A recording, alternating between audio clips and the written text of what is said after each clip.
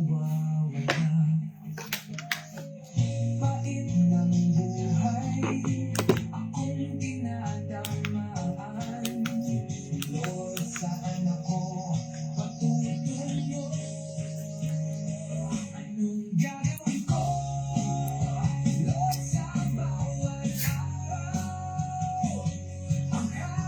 God's morning mga kapatid. Today is Thursday.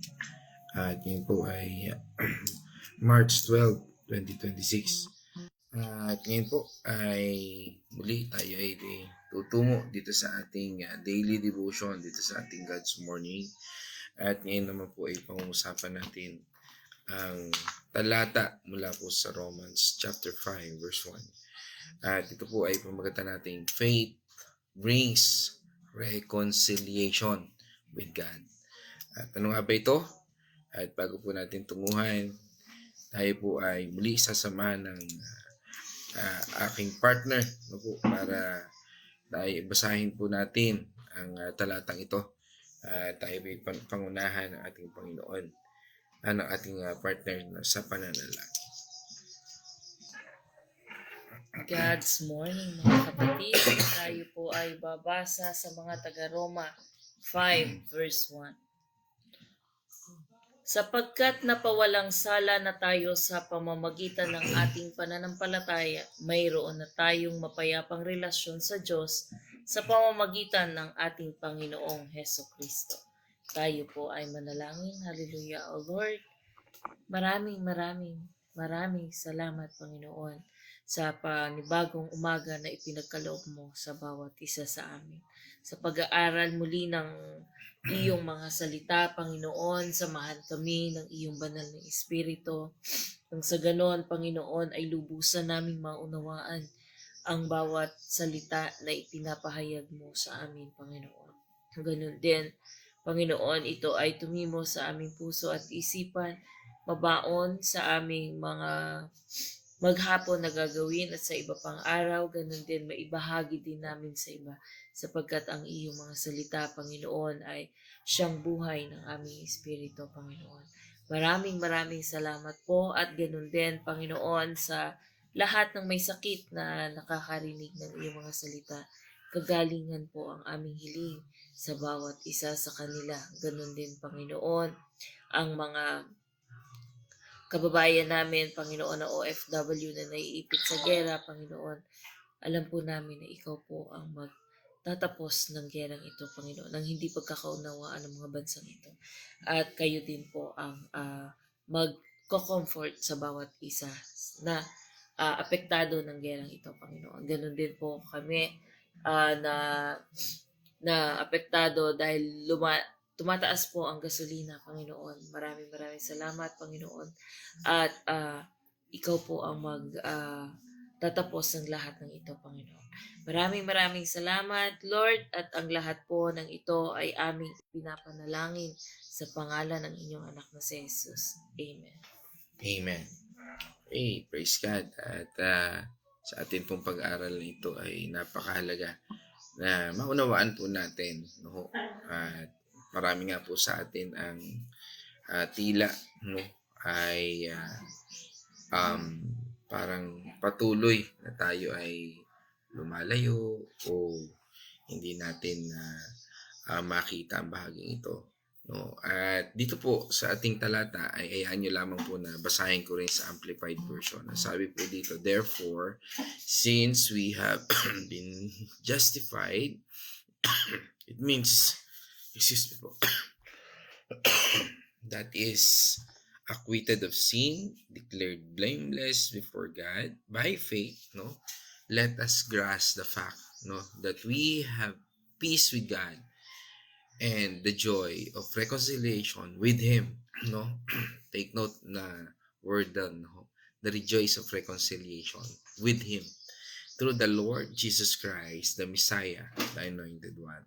No, napakahalaga po at napakasarap balik-balikan po ng talatang ito, no, that we are redeemed and restored, no, by this kind of faith, no, na ating pinangahawakan. At sa atin pong talatang ito, ito po ay isinulat ni Apostol Pablo At ang kabanatang ito po ay sinulat niya sa um, Roma ano ho, noong 55 to 58 CE ano ho, sa panahon na kakaiba ang sabi nga ang daming pagkakaiba ng bawat mananampalataya o bawat pananampalataya sa Roma. May mga Hudyo at may mga Hentil na nagkakaisa sa pamamagitan ng ating Panginoong Hesukristo. Ang kabanatang 5 po ay dumaan mula sa pagpapaliwanag ng sabi nga po is yung word na justification by faith patungo sa mga bunga nito at sa buhay ng isang Kristiyano. Para po sa atin ngayon sa bawat sulok ng mundo, ang mensaheng ito po ay may malalim na koneksyon sa ating mga karanasan. Marami po sa atin ang lumaki sa mga tahanan na puno ng pag-ibig sa ating Panginoon Diyos. Pero minsan ay nararamdaman pa rin o nararanasan pa rin natin na parang malayo tayo sa Kanya, sa ating Panginoon Diyos. Dahil sa ating mga pagkakamali. Di ba? Para bang ikaw pag nagkakamali ako. Lord, wala. Hindi talaga ako karapat-dapat. No.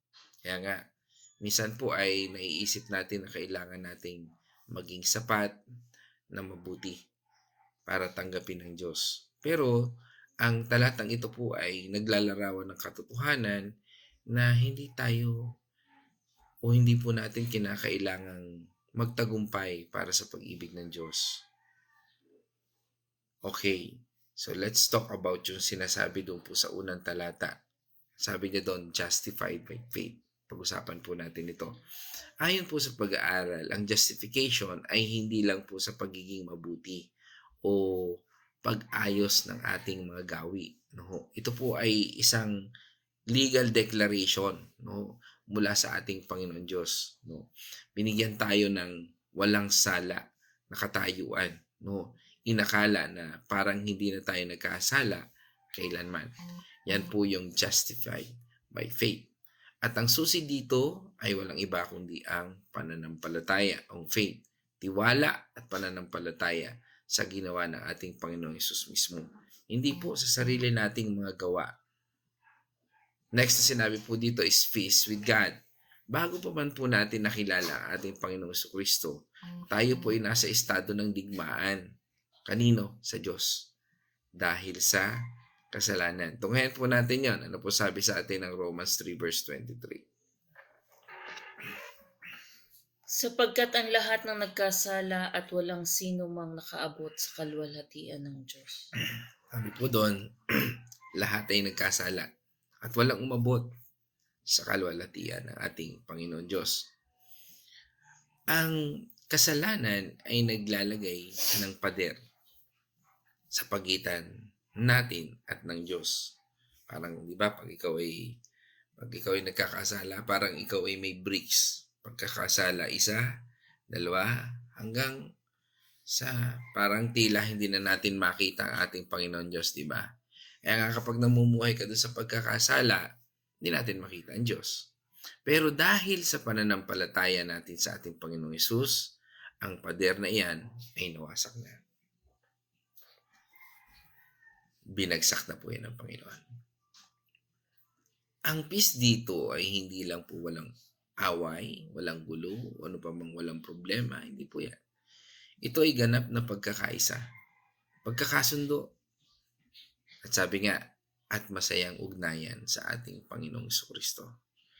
Para sa atin, ang ibig sabihin nito ay hindi na tayo kailangang matakot sa hatol ng Diyos. At maari tayong makaramdam ng kalmado at ligtas sa kanyang pag-ibig. At kahit anong problema pa ang nating nararanasan araw-araw,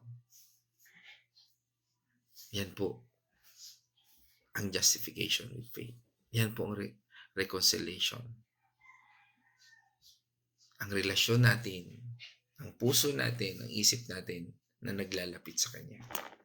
Kahit na tayo nagkasala, kahit na tayo nakagawa ng kasalanan. Kaya nga, ang ating panalangin sa Kanya, Lord, bigyan mo ko ng lakas. Sa Kanya na tayo ngayon kumukuha ng lakas upang mapagtagumpayan natin ang mga kahinaan natin. Upang mapagtagumpayan natin ang ating katigasan ng ulo. Kaya nga, ang matinding kalaban na lang natin dito ay ang ating sarili. Upang iugnay natin ang ating kalooban sa Kanyang kalooban. Upang iugnay natin na baguhin niya tayo, na maging Lord natin siya, na maging Panginoon natin siya. Ibig sabihin, kung siya ang Panginoon natin, siya ang ating sinusunod, hindi tayo ang Kanyang sinusunod. Lord, wait ka lang muna dyan. Saka na ako a-attend. Ano pa man yun, maging ministry man, Bible study, o anong man gawain sa Kanya.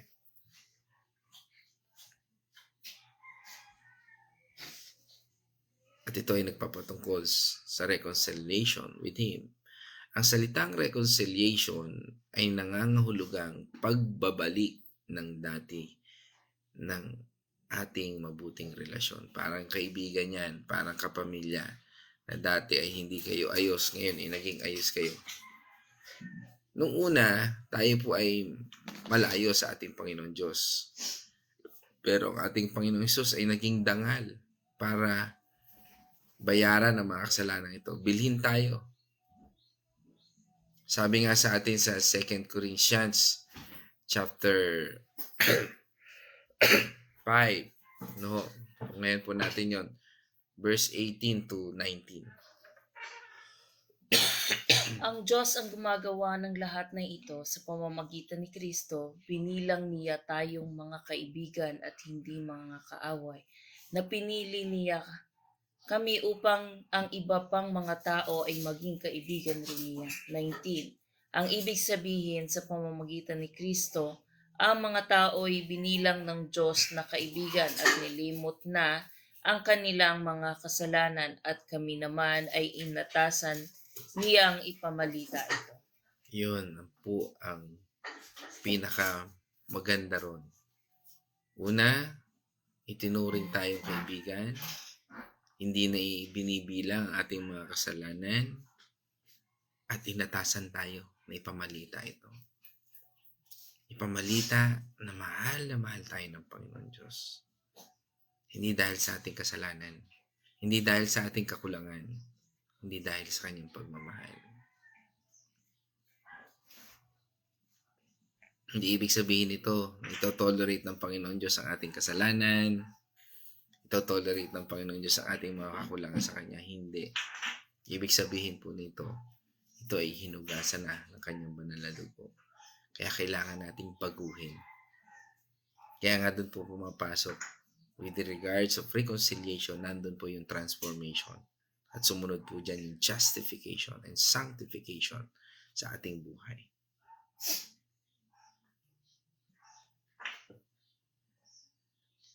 Ito po ay konektado sa atin. Tayo bilang mga Pilipino, napakahalaga po ng ugnayan na katulad nito. Diba sa atin, sa ating pamilya? Ito po ay nagpapatungkol sa atin na pagmamahal, diba? Sa atin nga, diba, sa bahay natin, halos magkakasama dyan. Nanay, tatay, diba? At ngayon tayo po ay bahagi ng pamilya ng Diyos. Kasama ang lahat ng bawat mananampalataya sa mundong ito. At ang konseptong ito ang siyang nagpapatungkol sa atin, tayo, bilang mga pinili na ating Panginoon Diyos. Huwag po natin kalimutan na ang lahat ng ito ay regalo mula sa ating Panginoon Diyos.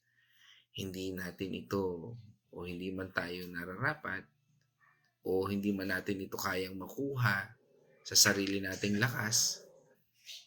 Ito po ay malinaw na ipinapahayag sa atin ng Ephesians chapter 2 verse 8 and 9. Sapagkat dahil sa kagandahang loob ng Diyos, kayo ay naligtas sa pamamagitan ng pananampalataya, at ang kaligtasang ito'y kaloob ng Diyos at hindi sa pamamagitan ng inyong sarili. Hindi ito bunga ng inyong mga gawa, kaya't walang dapat ipagmalaki ang sinuman. Amen. Oho. Yan po ay napakahalaga dahil hindi natin kayang ipagyabang ang kaligtasan ito na sa ating sariling paraan. Pero kaya natin itong ipagyabang dahil sa pagmamahal ng Diyos. Ipagyabang natin siya. Ipagyabang natin Panginoon Diyos. Minsan, di ba, nagagawa natin ipagyabang pag meron tayong bagong cellphone, bagong damit, bagong sapatos, bagong kotse, bagong bahay. Pero ipagyabang naman natin siya na tayo ay patuloy at araw-araw na binabago ng Diyos. Pagyabang natin siya, isigaw natin siya sa buhay natin. Kaya nga, kapag ikaw ay itinayo na ng Panginoon sa pulpito, pagyabang natin siya. Kapag ikaw ay itinayo ng Panginoon sa iyong mga kaibigan, ipagyabang natin siya. Sa iyong pamilya, ipagyabang natin siya. Sa lansangan, ipagyabang natin siya. Dahil siya ay nararapat sa lahat ng papuri, pasasalamat at pagsamba. Kaya nga po, yan ay dinagdagan ng Titus 3 verse 5, diba? Sabi po doon sa atin ng Titus chapter 3 verse 5. Iniligtas niya tayo, hindi dahil sa ating mabubuting gawa, kundi dahil sa kanyang habag sa atin. Tayo'y ipinanganak na muli sa pamamagitan ng tubig at tayo rin ay binago ng Espiritu Santo. Amen. Kaya nga po tayo, we declared ourselves, na sundan natin ng Panginoon. Kasi yung pong baptism na sinasabi dito is, it means baptizo, it means submerge, inilubog. Parang namatay, di ba? Yung, lahat naman tayo nakakapunta sa funeral, no? Halos sakto lang yung kabaong ito sa loob, di ba?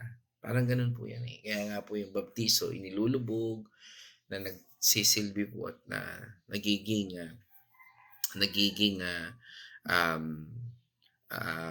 ating symbolize na tayo ay namatay, inilibing kasama ng ating Panginoon at muling nabuhay. And that's how He saved us. Not on the basis of deeds which we have done in righteousness, but according to His mercy by washing, regeneration, and renewing by the Holy Spirit.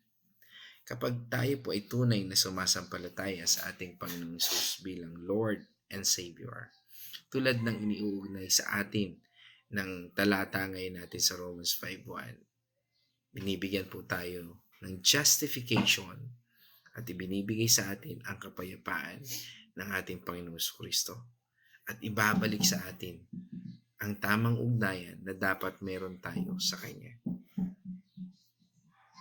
Diba? Sabi nga po sa 2 Corinthians 5:17-18, no? Ang sabi po rito ay,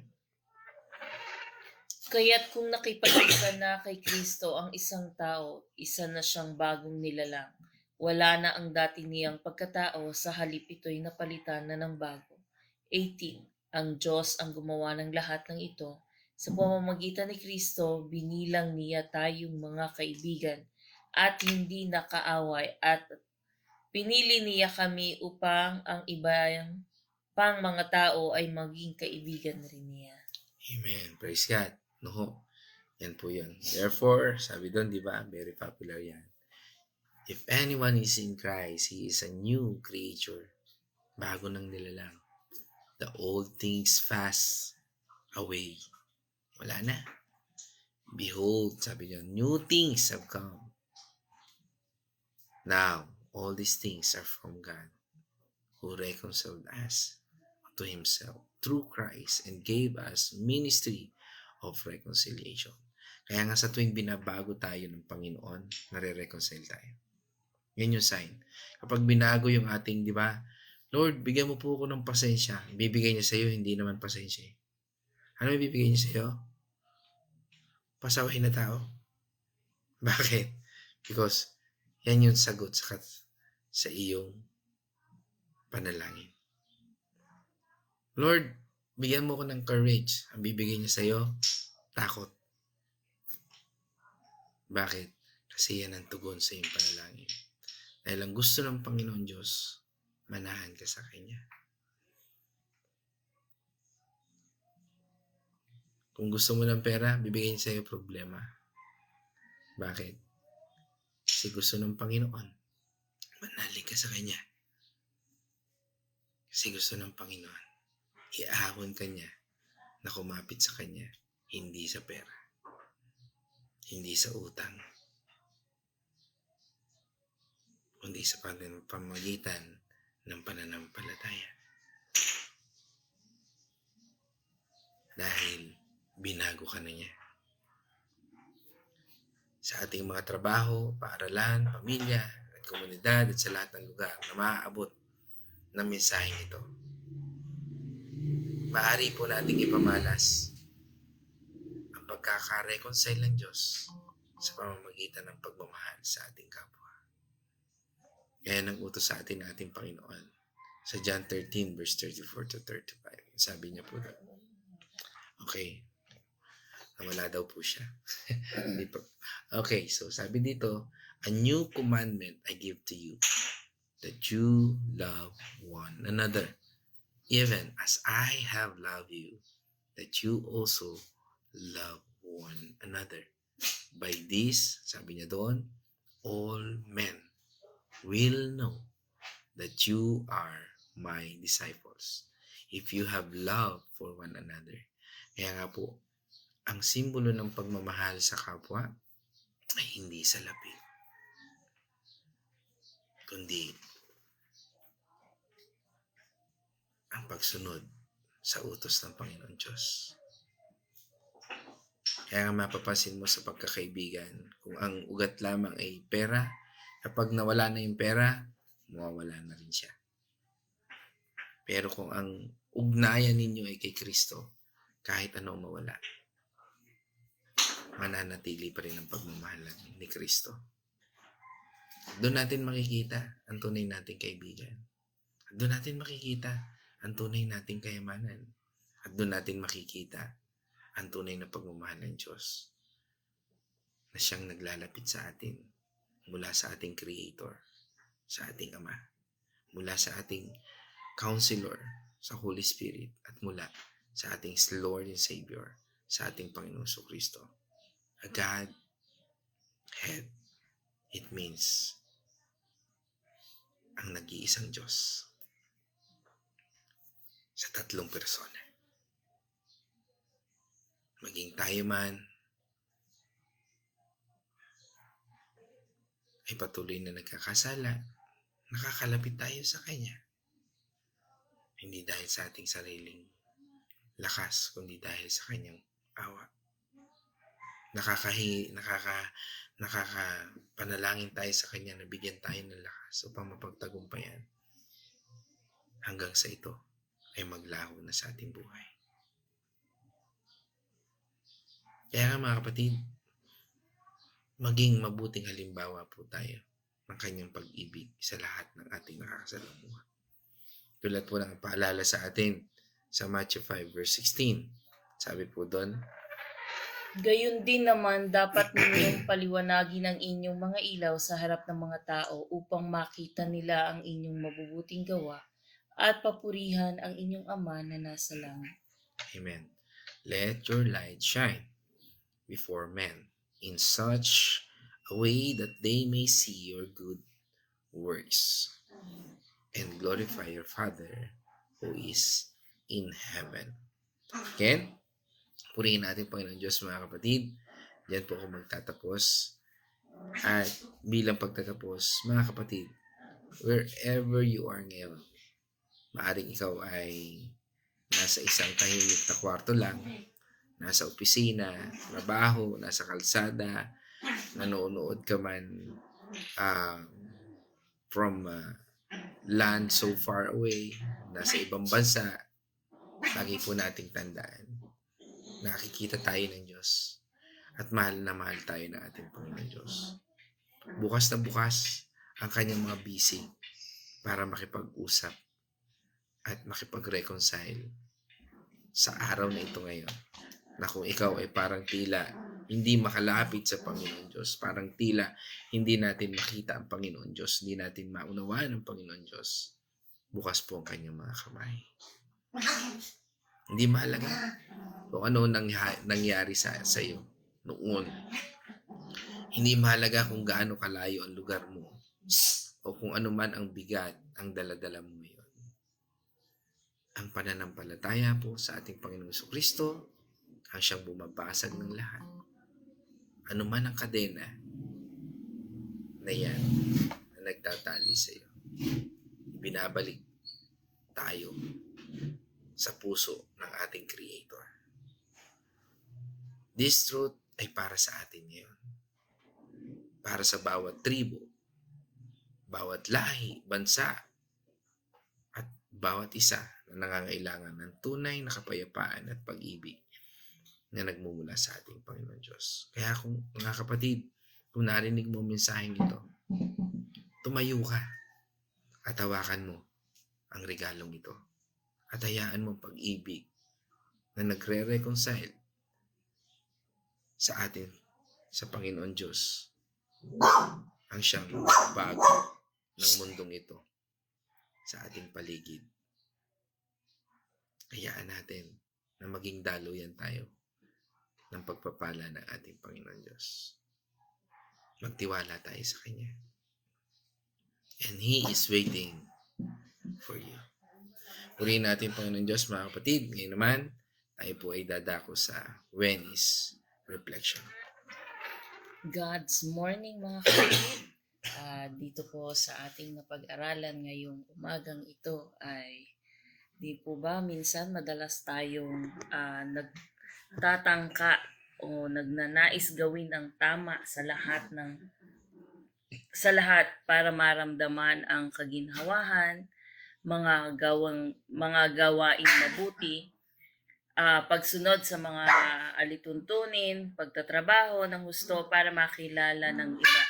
Ngunit sa pamamagitan po ng verse of the for today natin dito sa Romans 5 verse 1, natutunan po natin na ang tunay na kaligayahan at katahimikan ay hindi nanggagaling sa mga ito, kundi sa ating Panginoon. Sa ating Panginoon lang po talaga natin matatagpuan lahat ng ating mga hinahanap. Kaya po nalaman natin na tumingin sa pananampalataya bilang pundasyon ng ating ugnayan sa ating Panginoon, hindi sa sarili nating kakayahan. Kahit na may mga pagkakamali tayong nagagawa, alam nating tinanggap tayo at binigyan ng pagkakataong mabuhay ng may kapayapaan dahil sa ating Panginoong Jesucristo.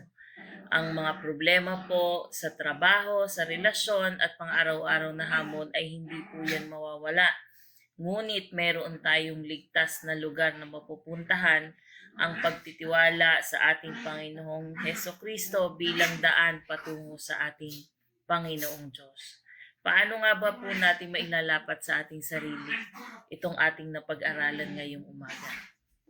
Lagi po nating nababanggit ito sa atin tuwing tayo ay mag-God's morning.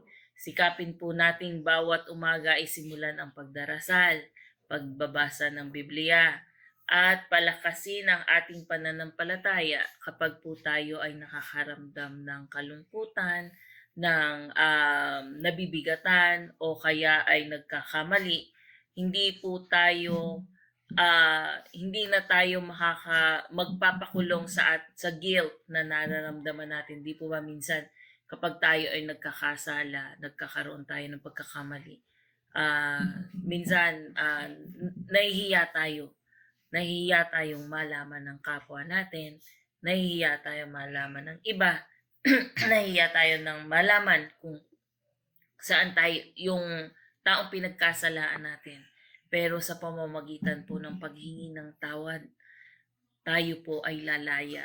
Ganon din po tayo sa ating Panginoon. Kung tayo ay hihingi ng kapatawaran sa ating Panginoon, tayo po ay lalaya sa ating nararamdaman. Gagaan po ang ating pakiramdam, magkakaroon tayo ng kapayapaan sapagkat wala na tayong itinatago, wala na tayong guilt na nararamdaman sa atin. Kaya po magagawa lang po natin talaga lahat ng ito kung tayo ay naka-align sa ating Panginoon. Kaya huwag po tayo manghinawa na lumapit sa ating Panginoon, magdasal, at itong mga ginagawa natin ito, napaka-importante po nito sapagkat dito po tayo kumukuha ng lakas sa lahat ng sitwasyon na ating kinakaharap. Ito pong ating mga pinag-aaralan ngayon, ito po ang sandata natin sa gawa ng kaaway. Kaya magsumika po tayo na mamuhay ng may pag-ibig at pasasalamat sa ating Panginoon. So yun lang po. Maraming salamat po and God bless sa inyong lahat. Ako pa din? Hindi kaya? Okay, ako pa rin daw po ang babati sa inyong lahat. Tayo po ay magsimula dito sa umpisa. God's morning sa iyo, Sister Babes. Magandang umaga sa inyong lahat dyan. At ganun din sa iyong panalangin namin sa iyong paggaling sa iyong nararamdamang sakit. At sa iyong pamilya, magandang umaga. At ang sumunod ay si Nay Gloria. Ayan. Nangangamuhan po yung cellphone niya. Si Nay Gloria Benaluz. Magandang umaga sa iyo, Nay Gori, at dyan sa Bulakin, Chaong. Ganon din kay Tatay Victor. Tatay Victor Dalangin, magandang umaga po sa inyo at ganon din sa inyong buong pamilya. Wala. At kay Nay Winnie Patual, maraming salamat Nay Winnie sa pagsama mo sa ating God's Morning ngayong umaga at ganun din sa iyong buong pamilya. Magandang umaga po at pagbati namin sa inyong lahat. Ganun din kay Ate Marta, laging sunod itong magkakapatid. Hindi naghihiwalay. Kay Ate Marta, magandang umaga sa iyo dyan sa Bulakin, Chaong. Ganun din sa iyong asawa na si Kuya Chris. Pagaling ka, Kuya Chris. God's morning, ano nangyari? God's morning po, Pastor Mon and Sister Renny, sa inyong lahat, mga kapatid kay Kristo, sabi ni Ate Marta. Magandang umaga rin sa iyo, Ate Nela, at sa iyong buong angkan dyan sa... Saan nga ba yan? Dyan sa San Pablo. South Meadows. Hindi, Nela. South Nela. Oh. Dyan sa San Francisco.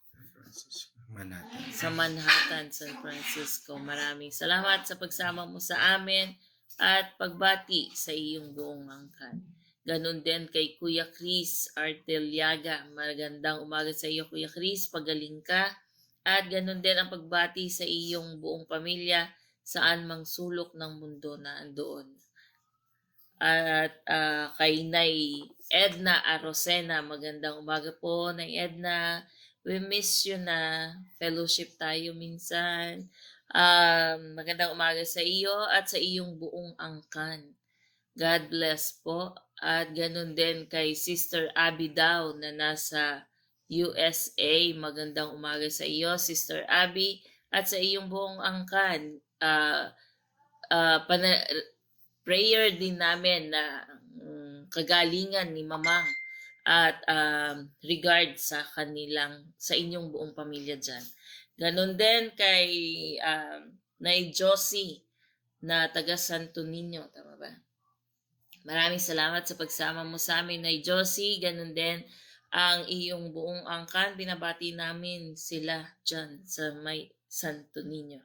Ganon din kay Brother Arthur Tanyo dyan sa Concepcion, San Pablo City. Magandang umaga sa iyo. Kuya Arthur, ganun din kay Maring Len at sa iyong mga anak, kay Julene at kay Pau. Maraming salamat sa pagsama mo sa amin. God's morning sa inyong lahat dyan. Sino pa? Loobin niyo po na patuloy na kagalingan sa lahat ng may karamdaman. Thank you, Lord, sabi ni Ate Marta. At yan, sinundan ni Maring Len, Carmelin Tanyo, ang kanyang asawa. Hindi rin naghihiwalay. Maraming salamat sa inyong mag-asawa sa patuloy na pagsama sa amin sa God's morning. At okay, pagbati po ni Kuya Chris sa kanyang mga anak sa bansang Qatar. Wala. Okay? Sige po. At kay Maria Pe, na ngayon ay nasa Israel. Ingat ka, Sister Maria Pe, sapagkat ang Panginoon ay laging kasama mo dyan. At sa inyong buong lahat ng OFW, alam natin na hindi kayo pababayaan ng Panginoon. Prayer namin ang comfort at ang kaligtasan ninyong lahat. Ganun din, sabi nga ni Kuya Chris, pagbati niya sa kanyang mga anak, kay Mark Anthony, Jerome Julius, Artiliaga, ingatan niyo po Lord sa bansang Qatar. God bless. So, ganun din si Nay Winnie, pagbati niya sa kanyang pamilya. At kay Caroline Mercado, magandang umaga sa inyong lahat dyan. Kami ay naandyan po kahapon hanggang kagabi dyan sa Santa Rosa, Laguna.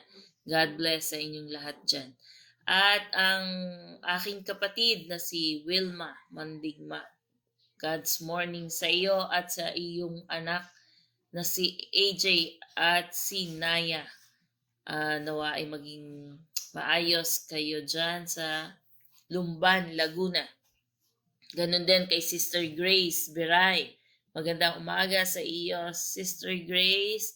At hindi ko alam kung nagda-drive ka, nawa ay mag-ingatan ka ng Panginoon. Ganon din ang iyong asawa na si Brother Mike at ang inyong mga anak na si Ellie, si Miko at si Carl.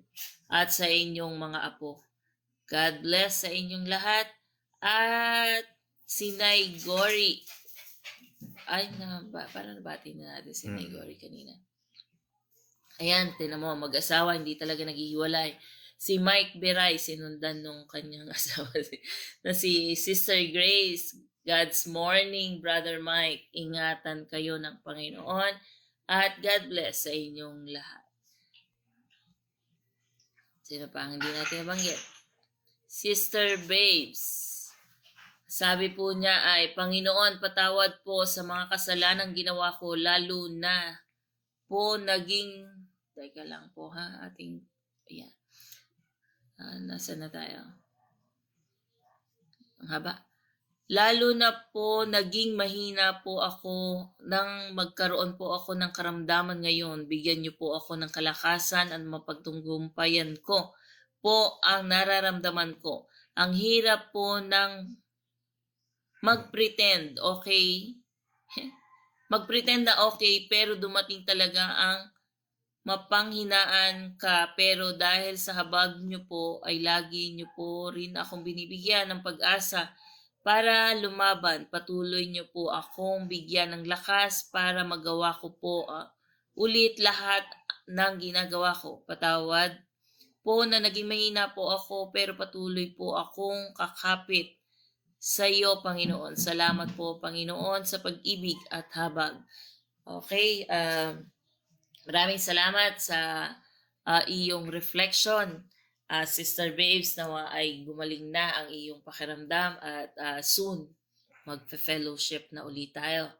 So, ang next po natin ay si Mama Corazon Mercado. God bless sa iyo, Ma, at sa iyong kalusugan. Nawa ay lumakas pa ang iyong katawan at ang iyong mga nararamdaman ay umayos na ang iyong pakiramdam. Okay, ang sunod po ay si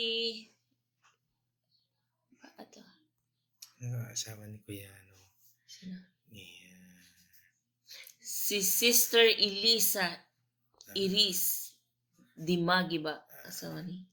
God's morning sa iyo, sister, at sa iyong mga pamilya, sa inyong buong angkan. Maraming salamat sa pagsama mo dito sa ating God's morning devotion. At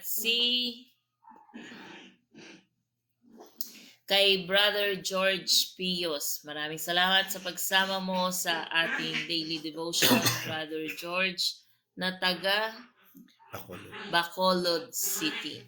God bless sa inyong buong angkan. At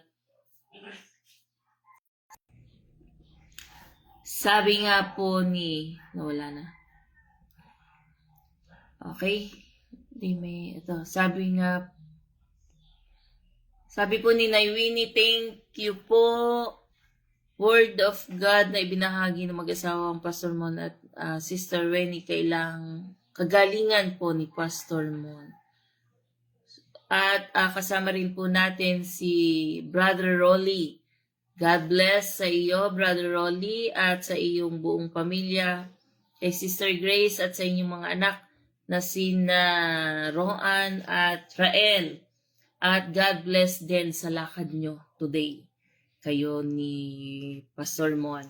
Ingatan nawa kayo ng Panginoon at kung ano man ang inyong lalakarin ngayong araw na ito, alam namin na kasama ninyo ang Panginoon at victory na sa inyong lakad. I-claim nyo na yan kung ano man yan. So, ayan, God bless po sa inyong lahat at tayo po ay mamaya po i-review po muli natin para kung meron man nakaligtaan ay ating mabati. Kung hindi man po natin mabanggit ang pangalan ay sa inyong pong lahat na nakakarinig at makakapanood ng replay kung hindi man po live ay magandang umaga sa inyong lahat. Kung umaga ninyo mapapanood, kung tanghali man, magandang tanghali at kung hapon man ay magandang hapon sa inyong lahat.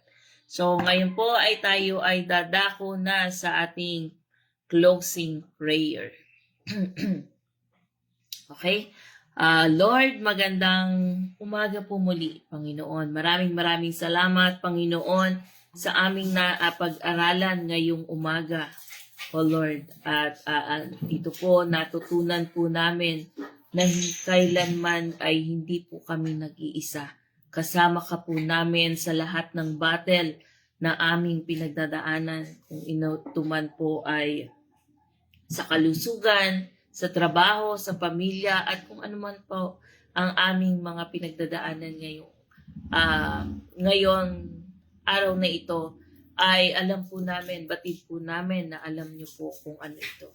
At ito po ay aming natutunan na kailanman ay hindi niyo po kami iniwan ni pinabayaan man, sapagkat kasama po namin ikaw sa battle na aming pinagdadaanan ngayon. At kung lahat po ng may karamdaman, Panginoon, ay aming ipinapanalangin na bumalik ang kanilang magandang kalusugan, Panginoon. Alam po namin na ikaw po ang mabisang doktor, Panginoon, na magpapagaling sa bawat isa sa kanila. Ganun din po, Panginoon, pinapanalangin po namin ang bawat isa nakakaharapin ngayong anuman ang kakaharapin ngayong araw na ito, Panginoon. Alam po namin na kasama po namin ikaw. At alam po namin na itong mga salita mo na napag-aralan namin, ito po ang magiging shield namin, Panginoon, upang mapaglabanan ang gawa ng kaaway. At ganun din po, Panginoon, patuloy niyo po kaming gabayan, Panginoon, sa lahat ng sitwasyon ng aming buhay, O Lord. At lahat po ng mga nakasama namin dito sa God's Morning, lahat po na nabanggit na pangalan at mga hindi nabanggit na pangalan na makakarinig ng iyong mga salita ngayong umagang ito, patuloy niyo po kaming gabayan, pangunahan sa aming mga desisyon, sa aming mga sinasabi, ginagawa, iniisip, Panginoon. Ikaw po ang magprotekto sa bawat isa sa amin. Badlutan niyo po kami ng inyong banal na dugo. Nang sa ganon, Panginoon, ang buhay po namin ay naka-align sa inyo at hindi po kami mawawalay sa inyong presensya, Panginoon. Maraming salamat, Lord. At ang lahat po ng ito ay aming ipinapanalangin sa pangalan ng inyong anak na si Jesus. Amen. Kayo rin po ay aming iniimbitahan para po mamaya sa ating pong Bible study. Ito po ay magsisimula ng alas 8 ng umaga. Kung gusto niyo pong umattend, mag-message lang po kayo kay Pastor Mon at nang kayo po ay ma-join doon sa grupo ng nagba-Bible study. Okay, God bless po at ingat po tayong lahat. Tayo po ngayon ay dadako sa ating pangwakas at ang ating shout of victory. Christ has died. Christ has risen. Christ will come again. And together, we are for Christ. God's morning muli mga kapatid and God bless sa inyong lahat.